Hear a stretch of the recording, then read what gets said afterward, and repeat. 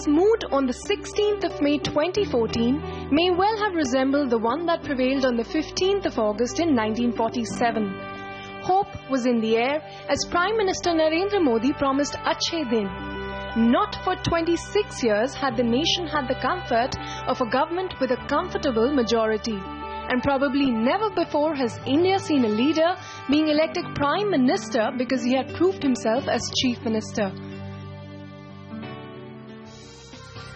The newness came with a sense of cleanness. The Prime Minister touched a chord in every Indian when he spoke of cleaning India by 2018, the 150th anniversary of Gandhiji. And it went beyond cleanliness in the literal sense. First, the fiscal mess. It took on the challenge to keep deficit to 4.1% and prevailed, with some help from oil and some cost cutting. Then, it cleaned up the quality of subsidies. Diesel and petrol prices were swiftly decontrolled. The UPA's Aadhaar project was retained and used to quickly weed out ghost LPG beneficiaries. And the direct benefit transfer scheme is estimated to have saved the government 10,000 crore rupees. The NDA's answer to Garibi Hatao has also had a successful start. Bank accounts were opened within a record 6 months, and the government has now set its sights on providing more Indians with accident insurance and pension benefits. Even as Prime Minister Modi heart-sold Brand India to the developed world to boost the investment climate, he also made reasonable successful efforts to reach out to India's neighbours. Economic issues were also tackled head-on. The court-induced coal auctions were largely successful, even if their fallout on the cost of power is debatable. Gas-based power projects may soon get to work on one-third of their plants, and banks may be saved from one more chunk of loans going bad. Team Modi's second budget sought to pump two prime lifelines of the economy, the roads and the railways, and was largely welcomed with a resounding thumbs up. All good, but have these worked? The government promised more governance, less government. But barring a few, the Inspector Raj continues. The fight against inflation has been helped by more than a surprise fall in global crude oil prices.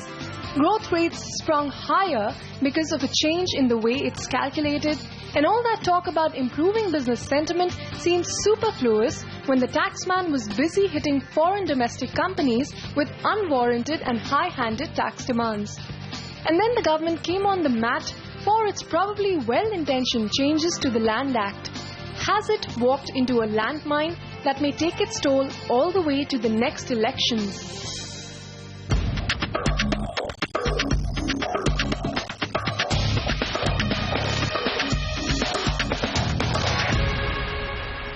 Well, those may be some of the hits and misses of the government, but let's hear it from India Inc. Joining me now are Andy Godrej, Chairman, Godrej Group, Kaushik Chatterjee, Director of Finance at Tata Steel, and Shubir Gokran, formerly RBI Deputy Governor and now Director, Brookings Institution. Gentlemen, welcome. First up, Mr. Godrej, in your assessment, sir, of the first year of the NDA government, do the pluses outweigh the minuses? Oh, by far. I think there are not too many minuses. The pluses are tremendous.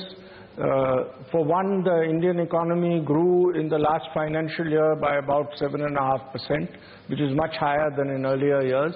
And we've probably become one of the fastest growing, or probably become the fastest growing major economy in the world. And the growth this year, I expect, will be somewhere around 8 or 8.5%. And that's excellent progress from the last 2 or 3 years. I think if you look at fiscal deficit, current account deficit, they all contained quite well.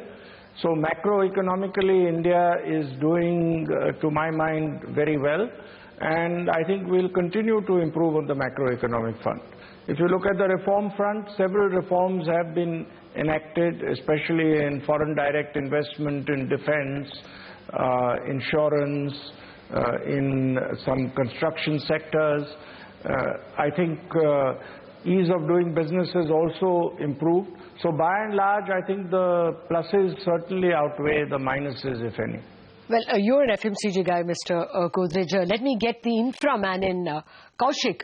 As an infrastructure man, you know that much of the companies in your sector are burdened with huge debt. SMEs and medium-sized companies are not getting any business or not getting payments from the big boys or even from the government. Have things gotten any easier? Has the government started spending? Are the wheels of industry, moving? Obviously, balance sheets become bigger and leverages become bigger because people have built up capacity for growth or anticipating growth, because people become strategic in their outlook that where does the fundamentals of a country go in the next 5, 10, 15 years, and based on that they build capacity. And that's why there's been capital invested, loans taken, and balance sheets have become bigger. If thereafter the growth does not happen, which is what it did not happen in the last, say, 3 years or 4 years, then that balance sheet becomes unwieldy to manage, and it becomes difficult to kind of sustain. There is enough capital which has been invested on the ground, and there is enough capital on the pipeline. The first focus is to get those capital be more productive than be classified as NPAs or NPLs. And therefore, if the cycle of growth has to happen more on a sustainable basis, new capital formation is the second stage. The first stage is to get the existing capital becoming more productive. So from that perspective, I think it's a much longer journey than we would certainly expect. No, all I'm asking is, has the idle capacity at least started declining? Very slowly, because there are some areas where you see, for example, in our sector in particular, you see imports coming in, and imports coming in at much cheaper prices. So if you have, even if there is a demand stabilization or a growth that is happening, if you find that the cheaper imports are flooding the market, then you will have a problem on the capacity growth or idle capacity reduction in domestic players. So I think that is important to understand also. Okay. Well, let me get the macroeconomist in. Dr. Gokarn, India's macros have improved. Of course, inflation is lower, fiscal deficit, current deficit are all lower. But is this all because of crude prices falling, or what RBI has done previously along with the previous government? Or has this government done anything to improve the macros? I think it's a combination of both. Clearly, when you look at the timing of the macro improvement, it really gained momentum when oil prices started to come off sharply. But if you look at the inflation numbers, I think we started to see some benefits of government actions even before that. And I want to point to two very specific sets of actions that the government took. The first one actually goes back to the last days of the UPA government, when it decided to cap the MSP increase for the 2014 Kharif season to a 2% increase, compared to 15% average in the 4 years prior. And that was followed up by a similar increase offered for the Rabi crop by the NDA government. Both of these actions, I believe, have had a significant impact in dampening cereal inflation, partly because it becomes less attractive for farmers to grow cereals, and that allows them to grow other things or incentivize them to grow other things. Very important contribution. The second tactical move that the government made, the NDA government made early in its term in June of 2014, was to announce the sale of 5 million tons of rice and wheat each month into the open markets from the stocks. I just tracked the progression of rice inflation and wheat inflation after those sales happened. Dramatic drop-off. In fact, we are now talking, even in a situation of weather-related disruptions in cultivation, the lowest possible wheat crop, the advanced estimates are saying, in several years. The increase in wheat and rice prices now in the latest CPI is 2.15%. This is really a reflection of the use of the stocks as price stabilizing mechanisms. And I think those actions, both the MSP actions and the open market operations, have contributed significantly to food inflation coming down. So I don't think the improvement in macro fundamentals is entirely the result of of external factors. There are certainly internal actions that have contributed. The second example I want to give is of now completely deregulating diesel. Yes, it happened at a time when prices were falling, but I think it's very reassuring to know that when prices increased recently, diesel prices were adjusted without any fuss. There was no debate, there was no hesitation, there was no political drama. One night you suddenly hear diesel prices have gone up by 3 rupees or 2 rupees something per litre.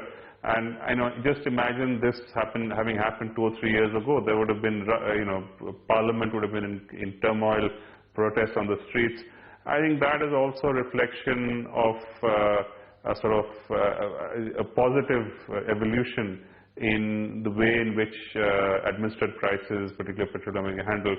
So I think there have been significant, contributions of domestic actions to macroeconomic stabilization. Right. So the verdict is the consumer goods giant believes things are fine. The infrastructure guy believes things have yet to pick up. And the macroeconomist thinks the government has done very well to improve the macros. We have to take a break on that note. After that, some more questions on the hits and misses of the NDA government.